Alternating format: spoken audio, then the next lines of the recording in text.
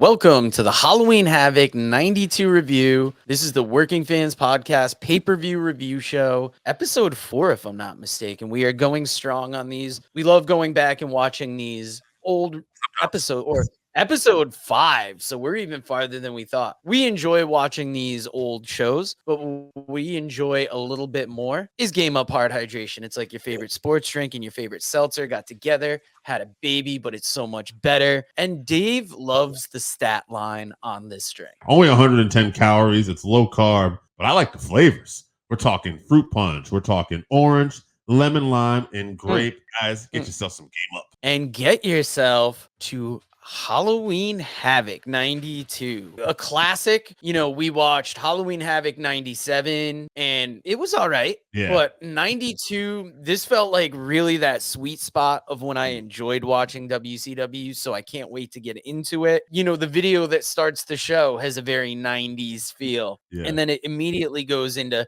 Tony and Bruno previewing the show. Yes. It's in Philadelphia. They show a video of Cactus Jack training the Barbarian. Bruno puts over the unsanctioned matches on the wheel, which must have been weird for him. They talk about Rhodes and Wyndham in those unified tag team championships versus Dr. Death and Stunning Steve, who's filling in for Terry Gordy. And they preview Rude versus Chono for the NWA championship. And Rude also defending the U.S. championship. What did you think of seeing Bruno Sammartino here? Loved it. It was such a classic vibe to see Bruno from that old school WWF territory out here in WCW for this brief period. Because he only did a couple things with them. I think he was there the year before for a Halloween Havoc in Philadelphia. And he was at a Clash of Champions when they were looking at like 20 years on TBS or whatever it was at the time. And they had Andre on that episode. So just to see Bruno back was a nice surprise. I forgot that he was helping host this. And I thought that was cool. And I just wanted to bring this up too, because we didn't have a chance to review this pre-show match on this show, which we didn't get to see. But Eric Watts and Van Hammer defeated the Vegas connection of Diamond Dallas Page and Vinny Vegas. Vinny Vegas, also known as Kevin Nash. That would have been interesting to see because later on in this show, they talk about Bill Watts' youth movement. And there's even a point where they have Eric Watts out on the stage.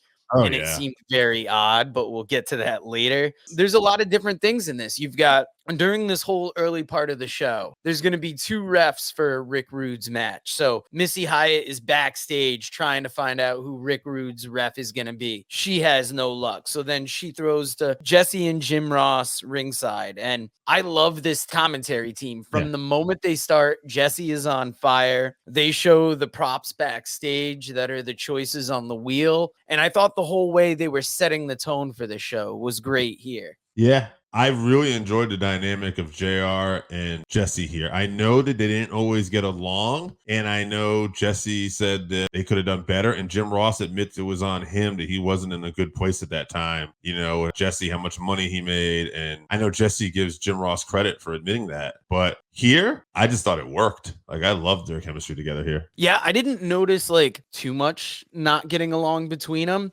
JR wasn't as cranky as he usually was. I mean, you'll get the spare comment that comes out, but it didn't seem like there was any big friction between them. No. And the first match on this show, Arn Anderson, Bobby Eaton, and Michael Hayes versus Tom Zenk, Johnny Gunn, and Shane Douglas. And I love the graphics that they put up before each match where you've got the type of match it is. You've got the competitors, weights. You got the time limit. Is this all because of Bill Watts? Because this felt like peak wrestling presentation, and I just love the way that it framed the show. This is Bill Watts trying to put on a realistic sports presentation of pro wrestling. There's no doubt. And what a way to start this off, right? Michael Hayes, Arn Anderson, and beautiful Bobby. I love these 3 as a team. And I thought it was noticeable, and maybe it's the next thing you're going to talk about, but the fans love these 3. Bobby, Michael, are supposed to be the bad guys. The crowd would have none of it, to the point that Jesse Ventura had to point it out several times, and talk surprise. He couldn't believe it. He acknowledged Bobby Eaton's cheers. I think there was a couple different things too where they came up here, but the crowd just loved the heels. But in the end, Johnny Gunn, who was also known as Tom Brandy on the independent circuit, and later on Salvatore Sincere in WWE. They love their gangster gimmicks. He got to win here over Michael Hayes for his team, and it started that youth movement. And the crowd shitted on it. And I thought to myself, as much as I love the sports presentation here, I thought, and as good as this commentary was, I thought they could have done a better job of making this feel like a bigger deal. That Johnny Gunn got the pin over Michael Hayes. What an upset. Watch out for this kid. He uses the Thez press, a legendary move by Lou Thez. And so I thought there was a little bit of the ball drop in there, but I really overall just loved this match. And I loved the crowd and the way they reacted in it. The second note I have written down is established heels versus newer baby faces. Mm-hmm. And then the third thing I have written down, just like you said, I know I'm supposed to like the babyface team, but Hayes, Anderson, and Eaton are far more compelling. And as the match was going on, I'm like, why is it that this heel team sticks out that much more? And for me, it's because Z-Man and Johnny Gunn look so interchangeable. Yeah. They almost look like generic wrestler A and B. And even though Shane Douglas is a big name now, he didn't look like that big a thing then. He had the tassels on his boots. And like you said, it was really leading that youth movement. A quote I took away from Jesse Ventura that was hilarious was, the one thing I don't like about Shane Douglas, he looks like he's a right-wing Republican. And then that's where you can see some of the friction between Jim Ross and him, because Jim Ross kind of moves away from that very easily. Yeah. So one thing about Douglas to point out here too is it's funny because Tom Brady here, Johnny Gunn, gets that pinfall, but it's Shane Douglas who's going to go on the next month or two to be a tag team champion with Ricky Steamboat. And that's going to start a part of his career where Shane starts to evolve before he eventually leaves WCW and goes to ECW and really finds himself. But yeah, Shane will be the young talent who starts to really establish himself in the next month or two. Yeah, it's kind of wild that Johnny Gunn gets the pin, but yeah, he's the person that kind of did not the least in his career, but he didn't become like, even Z-Man got featured a little more than him, but you can see what that youth movement looks like in WCW at that time. And it's wild because the winners were booed here. You can hear the audible reaction from the crowd, and it wasn't a bad match, but we'll get into it when we talk about the next match. That I don't know if it should have been the opener necessarily, but we go from that match to Missy Hyatt is backstage, still trying to find out who Rude's ref is going to be, and Harley Race approaches. You could see Missy Hyatt trying to talk him, like sweet talk him into it, and he says nope and just goes right in. And Missy ends this by saying this was the first time she wasn't invited into a locker room. So, a little cartoony with Missy here, but I like how they have that storyline going through the whole show of who is the ref going to be and adding some intrigue into that match. I like that, and we're going to see it more during the actual NWA title match later on just some of the stuff they did that played into the politics of things and how they approach things that I really enjoyed. Yes, now you go from Missy Hyatt to Tony and Bruno again, and Bruno is asking, what is Harley Race doing here? Bruno says he feels Race has something up his sleeve. And then we go to the next match, which is Brian Pillman and Ricky Steamboat, listed as a special challenge match. I love the way that Jim Ross was listing off both men's credentials as they made their way to the ring. Brian Pillman must have recently turned heel because Ross is talking about a change in his philosophy. Yep, Pillman had turned heel prior, I believe. So this was October. Yeah, so I want to say there was a clash in September. That would have been the first time we saw Bruno back on the TBS show. And I want to say that's where Brian turned on Brad Armstrong, who was unable to defend his Cruiserweight Championship at that time because of an injury. And Pillman ended up slapping him in the face. So Brian's a bad guy. But behind the scenes, I remember Bill Watts and Pillman kind of had it in for each other because Bill was trying to restructure a lot of the contracts, try to save WCW money. And Pillman's contract was pretty ironclad. So he wanted Pillman to take less money. And basically his threat was, you can keep your contract, but you're going to be the highest paid jobber. And Pillman was basically like, okay, whatever. And I don't think they ever jobbed him out that much, but Pillman's push did decline a little bit. What I thought was interesting here, dude, I want to bring out, though, is that first match, we had the crowd clearly going for the heels, and I wondered if that would be like a tone. But here, Ricky Steamboat had a lot of fans, and I mean, it's kind of hard not to. Like, I think Ricky Steamboat was such an established veteran that they didn't care that he was the good guy, but they just loved Ricky Steamboat. Also, one other thing I want to note before I give it back to you too, during this, I noticed in the crowd, a couple of fan favorites here. We had ECW Hat Guy, who I saw in the crowd, and WWE super fan Vlad was also at this event. Yeah, he definitely sticks out. You can see in the crowd during a few times. My main note from this match is it could have gone first. It was high energy. People were getting behind Steamboat. It's always great when you have them in the ring. It's funny that you bring up Pillman going head to head with Bill Watts, because while his size probably what might have hurt him with Watts, look at the real world credentials he had from being a football player. Yeah. Being in the NFL, being in the Canadian Football League. Like, you would think though those kind of things probably, won him over with Watts a little bit. Anybody else, Watts probably would have just gotten out of there. I think Bill would have probably loved to push Brian. I think for Bill, it was probably a structural thing, what he was looking for. And unfortunately, if you're going to go head to head with Bill, he's not going to back down, right? He's that personality. So it's unfortunate. But I think, if timing had been a little differently, I think Pillman's totally the type of guy that Bill Watts would have liked to push. Yeah, because when Bill Watts was coming in, his job was specifically to help the company save money. For Ricky Steamboat, where would this have been in between his WWF runs? Had he been in WCW for a while, or had he recently come back? He had come back within the last year, maybe even almost about a year. Steamboat was doing the fire-breathing dragon around 91, and at the end of around 91, he gets to be Dustin Rhodes' special tag team partner as a mystery tag team partner. One of the most watchable long tag matches you'll ever want to watch. It's Ricky Steamboat and Dustin Rhodes at Clash of Champions, and they win the tag titles. I want to say it's a 45-minute match. I don't remember if it was 2 out of 3 falls, but it was against Ian Anderson and Larry Zbyszko, the Enforcers. Following this match, which Steamboat wins with a reversal of a sunset flip. So a very good athletic ending to the match. And we go from here to Teddy Long in the locker room, trying to find out who Chono's ref is. He's back there with Seiji Sakaguchi, back there with Kensei Sasaki, Masahiro Chono, and Hiro Matsuda kind of tells Teddy Long who the ref is, and we find out it's Kensuke Sasaki, which I love Teddy Long's pronunciation of it because it's Kensuke Kasake. Oh, I didn't catch that. That's funny. And it's funny because I was watching this and I'm like, it's very interesting that WCW is giving Teddy Long almost like this exclusive when Missy Hyatt has been trying to like find the same thing out, on the other side of things, but it's like she can't get an answer for shit.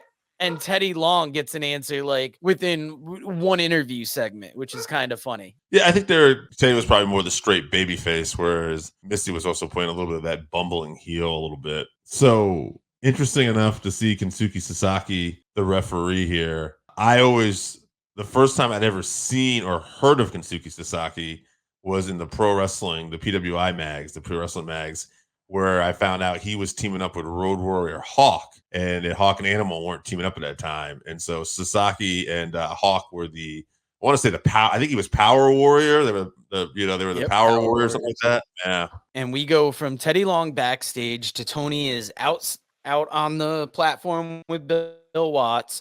We found out that Harley Race will be Rick Rude's ref. Yep. Bill Watts is talking about Terry Gordy being suspended, Stunning Steve filling in. And then this long explanation about this pending injunction, and Vader will be wrestling Koloff for Rude's U.S. Championship. This seemed like a very real worldish type way to explain this, but I feel like there was some other politics or something going on because this felt like a very clunky situation that they made work. So the Gordy thing, first off, I had looked this up because I was really curious. At least what I found is the news of that Terry Gordy quit WCW the day of this show. He had a disagreement with WCW over working with New Japan Pro Wrestling because Gordy's loyalty lay with All Japan Pro Wrestling. The disagreement led to him quitting. So Steve Austin would replace Gordy, and I got this information from ClassicWrestlingReview.com, by the way. So, but as for the rest of this too, it was very interesting. It's like Rude couldn't wrestle twice, and they had to have Vader defend the U.S. title here. Rude chose Vader, and this was part of Harley Race was going to be in there, but the title was going to be on the line, and Rude and everybody would still be banned. but it was just it just felt very clunky. Like something else must have happened here. Yeah, I mean, when I heard the injunction thing, I'm like, all right, that's a Bill Watts explanation. Mm-hmm. And a very clunky explanation, but I think it gave us a great match between Nikita Koloff and Big Van Vader for Rick Rude's U.S. Championship. No DQs allowed. Medusa's banned from ringside. It turns out that Ole Anderson bans Harley Race and Rick Rude from ringside as well. Ole Anderson is kind of like this senior ref that they use. And this was a great hoss fight. I wouldn't have necessarily thought about Nikita Koloff as somebody that could match up with Vader's size and strength, but that's what we saw all throughout this match. Yeah, a couple things. One thing I liked is I didn't enjoy, but I thought it was funny what Jesse called out. There was a fan who hit Vader with a beer, and Jesse takes that fan to task, calling him an idiot. Letting him know that's a stupid idea. And that was the next note in my notes here. Yeah. I thought they had great chemistry. Nikita was good here. Vader would be the one, I think, who ends up legit injuring Nikita at some point, and I think that's when Nikita retired. I mean, overall, I thought they had great chemistry together, and I did enjoy this match. But, I mean, this time period of Van Vader is probably my favorite time period of Van Vader. Oh, yeah, I was loving it. He powerbombed Koloff for the win. I was excited because, I mean, like I said, this brought me back to, like, those peak years that I remember really enjoying WCW. And the spin the wheel, make the deal later on is kind of one of those things that pulled me in. But I can remember renting these videos and just, loving the whole thing about it. After this match, we go to a Starrcade 92 Battle Bowl commercial. We go from the Starrcade 92 Battle Bowl commercial to Jesse and Jim Ross. They're discussing the tag match and Wyndham and Rhodes not getting along. Was that a big thing around this time? Do you remember, Dave? Were they not getting along frequently? Yeah, they were going to have issues. I don't remember the start of it, but I can tell you how it ends. And I had mentioned earlier, Shane Douglas is about to become a tag champion, Ricky Steamboat. It's going to be at the Clash in November right after this. Basically, Steamboat and Douglas are wrestling Dustin and Barry for the tag title. And there's going to be a mishap in this match where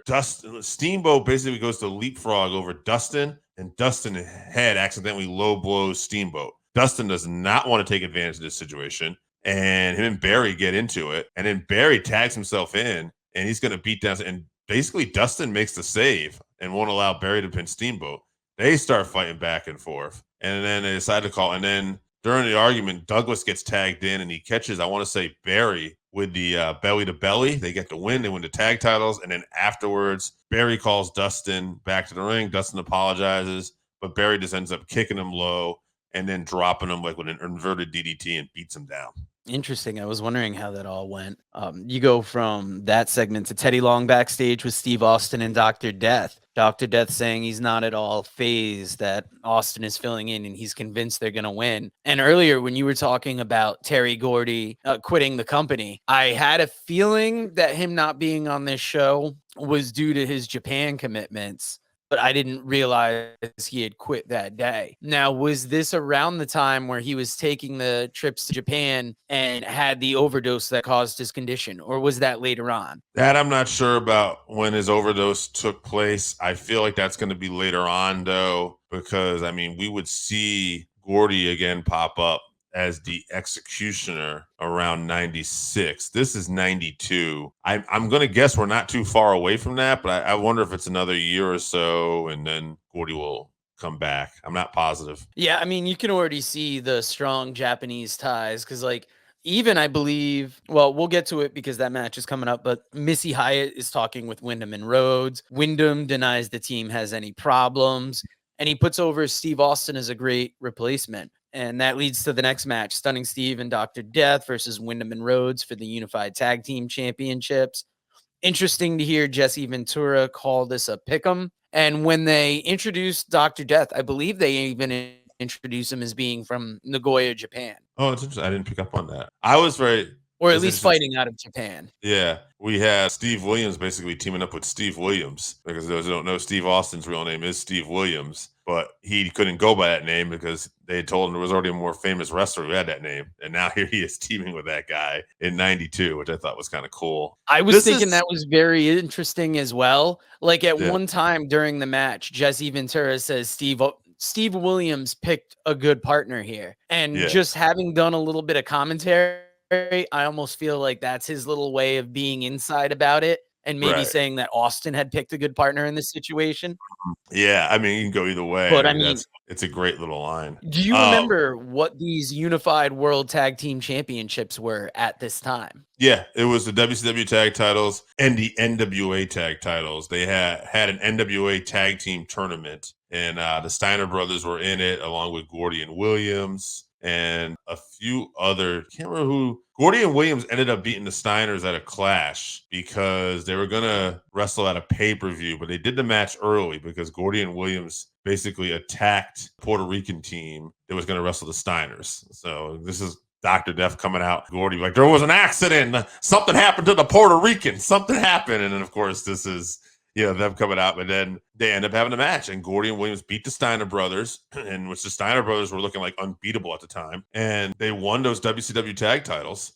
And they would go on to win the NWA tag titles in this tournament. I cannot remember who the finals were against, but Gordy and Williams did win it and they unified it. But Wyndham and Dustin were the team to beat Williams and Gordy. They beat him on a center stage taping. I want to say Gordy was the one who maybe got pinned here by Dustin with a bulldog or potentially. But yeah, or either way, it was Dustin who hit the bulldog that caused the pin. But yeah, so that the unified tag titles were the NWA and WCW tag titles. And is that something they'd later do with the world championship as well? Because I thought it was interesting that the tag team champions weren't unified or were unified, but the world championship wasn't. It would not end up happening. They might have wanted to do that. What was going to happen with the NWA world title is they would have it defended at WCW. Chono had, I forget, at one point the Great Muta becomes the NWA world champion, and he comes over and he loses it to Barry Windham. And what happens is Barry Windham ends up dropping it to a returning Ric Flair from the WWF who comes back, and they have a match.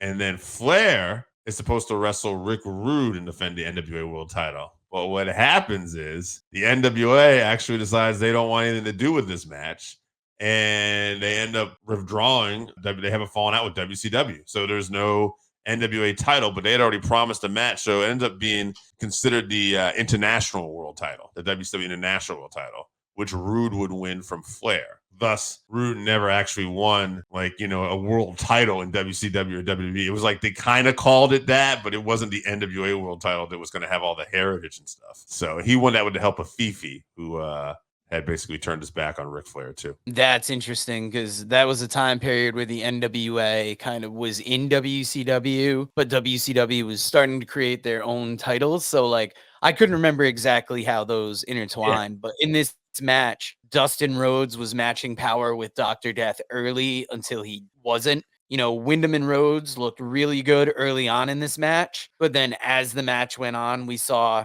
a little better teamwork between Stunning Steve and Dr. Death. Dustin was bleeding at one point, and I had in my notes, was this illegal at the time? Because if you remember, a lot of talk about the Bill Watts era included a lot of the rules he had put on WCW. I don't think blood was an issue. I know they had the whole top rope thing. You weren't allowed to come off the top rope, which they eventually rescinded, and they were allowed to do that. And Bill said, hey, we made a mistake, but there still has to be rules. So you just weren't able to do a knee drop off the top rope. They also removed mats from the floors, which I always thought was interesting. He said, if you're going to take it to the floor, you're going to have to, feel it. I think Bill was trying to actually create more wrestling psychology and, kind of tone it down, but, also making it more hard-nosed and tough the way he liked. Yeah, and it's those little details like taking the mats off the floor that it gives it, that legitimacy that you hope for it to get, and you don't have to make things as crazy to get there. So it's an interesting touch. During this match, Austin looks good in the ring, but to me, you can still see, I have it down as Austin is still learning, but you can see he's not quite to where Stone Cold was yet. There was one move that he got up very awkwardly and his footing in the ring. I was thinking if this were Stone Cold, it wouldn't look as weird as that looked. It was a quick thing. It wasn't anything big, but it just showed me how early in Austin still was. Yeah, I mean, for something that this match, for some reason, I started to disconnect with me despite all the talent in the ring. There is a moment, you probably have it in your notes. I forgot to put it down. What was the almost finish we got? I don't remember what move led to it. But I have it written down that a substitute ref, because there was some kind of like skirmish on the outside. Somebody got the pin on the inside, so the sub ref slid in and counted the win for Williams and Stunning Steve. But it wasn't the legal man. But it wasn't the legal man, and it wasn't the regular ref. So they restarted the match, and what I loved about this is you had a counter that was showing how much time was left in the match, but then time ran out. So I love the fact that you're creating this drama of, will he get the pin in time? And then he just doesn't. The tag team championships don't change hands. And it felt like a dusty finish where I enjoyed the structure of it, but I just felt let down by the outcome of everything. It felt like Terry Gordy left. Steve Williams was Bill Watts' boy. And I'm not going to come out here and have you job out, but I can't have you leave with our tag belts either. So this is the finish we came up where we're going to put you over strong, but it'll be a draw. That's what it felt like. Yeah, and I mean, is almost setting up for finishes later in the show. One interesting thing that it was, now that I think about Jesse and Jim Ross not liking each other, Jesse's going on about Kansas beating Oklahoma during this. And Jim Ross doesn't want to talk about it. And then Jesse goes back to it. And Jim Ross says something like it's not relevant. And Jesse scoffs at this because when has anything football ever not been relevant? And then Jim responds with, I'm a sore loser and I don't want to talk about it. And then it's like, all right, that's where it comes out. And it was just interesting because you always hear Jim talking about football, and him avoiding talking about it in this instance was just noteworthy and funny. Jesse was a master of being able to get under people's skin. You've seen him do that to Vince too over the years. He was really good at that. I would say Jesse, as much as I like him, he could be detrimental at times where Jesse was very about getting his shit over and he was going to be strong. The only thing I would say though, the flip side of that though, you had to have credible stuff with the baby faces. It had to be credible. Otherwise, Jesse Ventura was going to call you out on it. Go from that match to Tony is on the platform with Vader, Harley Race, Paulie Dangerously. Paulie is taking credit for the idea of bringing Vader in. Harley gets half the purse. Vader gets half the winner's purse. Medusa comes out and thanks both Vader and Race. Paulie says he has had it with Medusa, really running her down as she's a woman, he's a man, and fires Medusa from the Dangerous Alliance and is attacked right after that. Yeah. And it was just interesting seeing that 90s Paulie Dangerously really kind of acting out in this instance. Yeah, I mean, this was definitely a little more risque than WCW at the time. I believe he said something along the lines is the only reason why I hired you anyway, because the other hooker I wanted was busy. And then he fired her, and of course, and then Medusa called him a bastard, then kicked him in the head and started going off on him. And yeah, that was the setup. I want to say that they did end up having an altercation where Medusa ended up beating him up. It was interesting. I guess I'll say that. And why don't we get to the next segment, because there was an interesting note where it kind of bleeds into this next segment too. Is that where Jesse and Jim are ringside reacting to the attack and Jesse loves it? No, I was thinking more that the fact that Medusa was fired by Paul, but she still ended up being in the corner with Rick Rude. Because I have it going from that segment to Jesse and Jim ringside. And then they go to the spin the wheel, make the deal, where Sting spins the wheel. The coal miner's glove is the choice. And we find out that's what it's going to be going forward. And then Gary Michael Capetta is introducing the match. Gary Michael Capetta is introducing Seiji Sakaguchi, the NWA president. He's introducing Manabu Nakanishi, a Japanese Olympian, who, if I'm not mistaken, just retired like within the past couple of years. And then he brings out the two refs for the next match, Kensuke Sasaki and Harley Race. And when you saw there were two refs, did you get the same feeling that I did going into this? Well, I knew there was going to be some bullshit. Clearly, I'm like, and then once you realize that Race is the one inside the ring, I'm like, okay. But I could not remember the finish here. But it was interesting. Yeah, neither could I. And next match, Rick Rude versus Masahiro Chono for the NWA Heavyweight Championship. Ole Anderson checks both refs before the match. Yes. There's a coin toss to determine which ref is going to be inside the ring and which ref is going to be outside the ring. Harley wins, so he's going to be inside. I thought it was crazy that the NWA championship match was placed here, but maybe because of the result of it, that's why it was. Yeah, and the main event was considered non-sanctioned. Yep, that's true as well. I forgot about that. You know, the announcers talk about each man preparing counters for the finishers. So just everything about this, it's getting more and more Bill Watts. And then in the end, I love the time announcements during this match, telling you how much time is left. It was a great match between Chono and Rude. Yeah. And then in the end, so Race called for the DQ. Like Chono had Rude in a STF. Sasaki was calling for the bell because he was saying Rude quit. But before that, Chono had, I don't know if it was a backdrop or what, but Rude had gone over the top rope and Race had called for disqualification. So Rude won the match, but he would not get the title. I loved it because Chono hit Harley with a big boot. And just the bump that Harley took, I could tell he must have loved it because it was just so animated. It looked great. You know, Chono was then thrown over the top rope into both refs. Rude hits Chono with Rude Awakening. No ref. Chono puts STF on Rude. Sasaki rolls in, calls the match for Chono. Race DQs Chono for throwing Rude over the top rope. Sasaki attacks Race and Rude. And like you said, it was the fucked finish that you knew you were going to get with two refs. But I mean, for being a convoluted finish, once again, I think it's just that Bill Watts influence.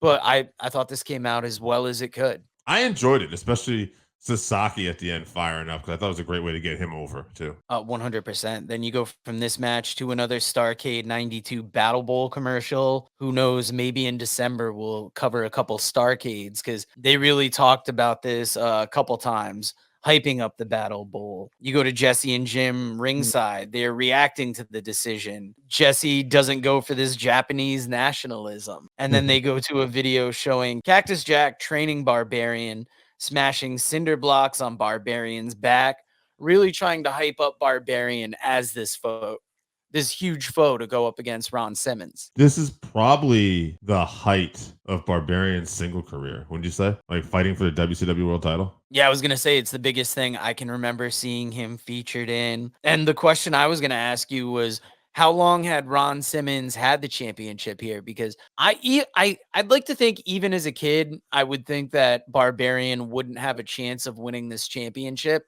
but they did build him up as quite an obstacle for Ron Simmons to overcome. Bill liked the Barbarian. You could tell he had put Barbarian over at one of the class prior to this, and he had pinned Barry Windham in a tag match with that big boot, and they were really putting over that big boot of Barbarian. As for your question about Simmons, this was in October, so probably late October for Halloween Havoc, and he won the title sometime in August. That was so. Let me entwine this too. Basically, what happened was Sting was supposed to wrestle Vader that night for the World Championship at a TV taping they were doing. And in storyline, what happened was Koloff is wrestling Rude. Cactus Jack gets involved. People get involved. Sting comes to make the save. And right out of nowhere is the debut of Jake the Snake Roberts.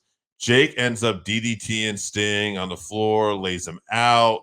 Sting is no condition to do this. So they have like basically all the top 10 contenders, including Rude, who says, I want a shot at this. And they're all put in a bag.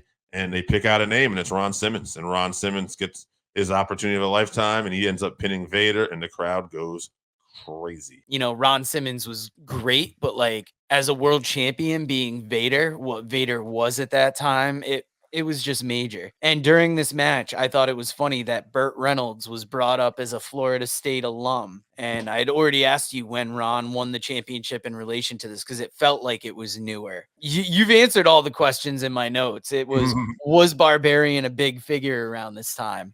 Like you said, it was probably the height of that. And this was just a great power versus power match. Another great Hoss fight. Simmons hits Barbarian with the power slam and gets the pin. And you know, early on, like this really kind of set the stage for what the rest of Ron Simmons' career was going to be. Just this powerhouse badass. You know, didn't always need to be a champion, but he was always going to kick some ass if he was out there. Yeah. I mean, trying to remember when Bill left, I want to say it was shortly after this, but it's unfortunate that like we saw Ron Simmons' reign kind of end too, because I really like the idea of Ron as a world champion. I thought they had done a really good job even prior to this of building up Ron and leading him to this moment. Yeah, and especially when you go through like his college football stats, especially like it made him seem like he was the right person to be in this spot. But after this match, we go to Tony Schiavone with Bruno, and they're talking about the youth movement, the Bill Watts youth movement. Eric Watts, Shane Douglas, Dustin Rhodes,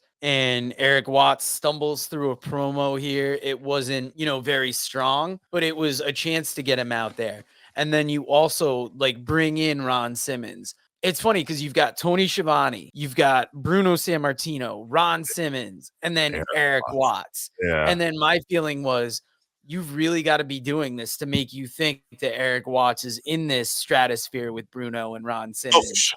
And he definitely just didn't feel like it. He felt like the extra man in that point. Yeah. I mean, it was Bill trying to help get his son over. And I would say that's the one knock you could say on Bill was that he had a good mind for making you believe and bringing really good physical wrestling that was believable. But he was also trying to push his son. You can tell that was a big thing for him. And it just kind of stuck out. Definitely. After that, you had Jesse and Jim Ross, who were introducing the match as they install the pole for the coal miner's glove match. And then we have our unsanctioned match, Sting versus Jake Roberts, coal miner's glove match. And like you were saying, this is a result of the Jake Roberts attack on Sting right on his debut. I thought it was a great match. You had Jake as this evil heel going up against, at that time, especially in WCW, one of the biggest baby faces in Sting. This was just classic WCW for me. Yeah, I enjoyed it. Well, it was interesting to see just the ending of it, though, where Sting does get the glove and Jake has that cobra and he punches like the cobra into Jake. And then you see Jake is basically forcing the cobra on his face to bite him because the cobra doesn't really want to latch on, but that's the visual we're trying to put. And then you have Cactus Jack coming out trying to like help Jake, but he doesn't want to get near the snake. Well, what actually happened was Cactus Jack ran out, had the bag that the snake was in, and then, Jake gets the snake out, gets punched into him, and then you have that whole thing with Cactus not like wanting to get close to it. And it's funny because all night they've been talking about how there's medical officials here, how there's anti-venom around. Yes. And then after the match, the big sell is Jake just being messed up from the snake bite, which, like you said, definitely looked like he was working it. He was selling it well on the way back. It definitely gave that air of danger. Yeah, no doubt. Jake was doing the best he could, but I mean, for me, it definitely was something where I'm like, oh yeah, he's definitely forcing that snake on him right now. But nonetheless, it was cool just to see Jake the Snake in that time period wrestling Sting. Yeah, and kind of a lackluster last match of the night, but it was what it was. After the match, you had Tony and Bruno. Bruno said he thought the feud would be over, but it's only beginning. And I was also thinking that Bruno must have been wondering what he got himself into here, because this almost felt like cartoonish McMahon territory, even though they were really trying to make it as real as possible. And then you throw from Tony and Bruno to Jim and Jesse, where Jim echoes Bruno's sentiments, talks about Ron Simmons, and ends the show hyping up Starrcade 92, that Battle Bowl. So a very interesting pay-per-view that we watched this week. Definitely one of the more enjoyable ones, would you say, even though there was a lot of gimmickry in there? Yeah, I enjoyed it just because of everybody that was involved in this. It felt like we had people from different eras all just coming in once. Like we had Bruno from his era and Harley, we had the WWF world champion and the NWA world champion, the guys who were synonymous on this pay-per-view. And then we have people from Japan that were a big deal, like Saito and Chono and a young Sasaki. Jake the Snake, who's big for this era, is here with Sting. It's all under Bill Watts, and we still got guys like Koa. It was just such a mix of talent, and I really just love that more than anything. It was classic WCW. There were people I didn't remember. I just love the Halloween Havoc aesthetic of it. So overall, another great show. And we're coming to the end of October. So we're going to call it a day on Halloween Havocs for the month. And Dave, why don't you tell them about what we're bringing them next week? It's something a little different, but we're very excited to do this. We're going to review 3 matches. We're going to review basically with Bryan Danielson's career coming to an end, or at least his full time. We want to review some key matches. One of them his probably most famous and biggest moment, WrestleMania 30, winning the world title in a 3-way against Randy Orton and Batista. And then a match I've never seen, Bryan Danielson winning his first Ring of Honor championship from James Gibson, later known on as Jamie Noble, and his most recent win for the AEW World Champion over Swerve Strickland. I just thought, Danielson is always such a fun, great performer. Let's review these matches, and then we'll talk about it and maybe see what we remember, what's going on around these time periods, and see what we come up with. Yeah, 3 of the biggest title wins in his career. And, given that his full-time career is coming to an end, it's a nice way to honor, one of our favorite wrestlers out there. And even though Bryan Danielson's full-time career is coming to an end, I will tell you what is not coming to an end is our partnership with Game Up Hard Hydration. If you haven't tried Game Up, then you are missing out. Imagine your favorite seltzer and your favorite sports drink had a baby, but it's way better than that. Each can is 110 calories, low carb, 4.9 ABV. It's a nice light drink that is not light on flavor. Game Up comes in fruit punch, orange, lemon, lime, and grape. Pick it up at drinkgameup.com or at your nearest liquor store.